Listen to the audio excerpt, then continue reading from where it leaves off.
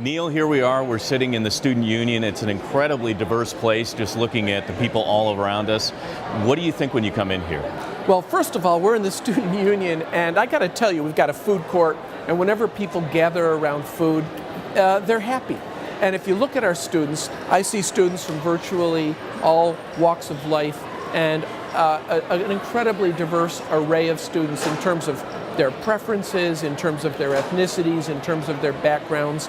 And what I see when I look at our campus is a lot of kids who are really getting along together and who are building a sense of community, and they're building great college experiences. So you might say we've come a long way in the past few decades, but we still have a little ways to go. Still, don't we? Well, the beauty of this is that we all pull together, and it's almost like a big extended family. But like any family, there can be threats, especially nowadays when times are tight and the recession has really squeezed some people to the breaking point. There are behaviors that can threaten this wonderful environment. When people mistreat others, when people lose their tempers.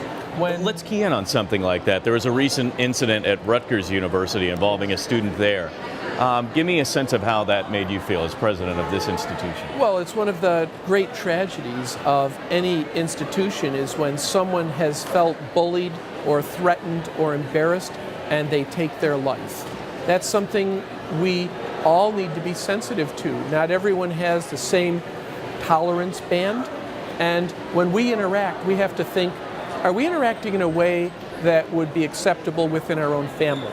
Are we interacting in a way that promotes security, safety, and respect?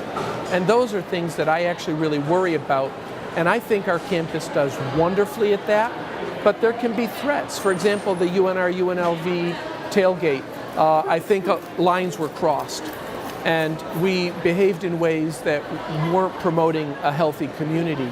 So I think we need to be vigilant, and we need to work on those things. What's your expectation for this campus as far as how we treat each other and how welcoming we are here? Well, one of the things that I think is great on our campus is we really are a global university. We have students from over 70 countries, and we have students from 50 states.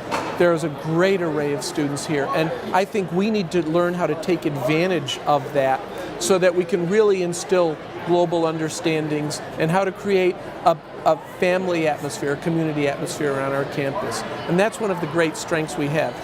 Along with that strength comes responsibilities that each of us cares and tries to reach out and communicate with people in ways that we would want our own families communicated with.